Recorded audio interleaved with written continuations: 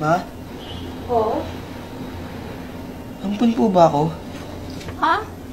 Sino naman nagsabi sa'yo niyan? Kasi ma, lagi na akong inaasar sa school eh. Ampun daw ako ma eh. Anak, di ba sinabi ko sa'yo huwag ka magpapa-apekto sa sinasabi ng iba? Pero ma, sabihin mo sa akin ma, ampun po ba ako? Ha? Ma! Ampun ba ako? Ha? May paliwanag mo pa ma. May paliwanag mo, bakit may 4 na baso ako sa likod?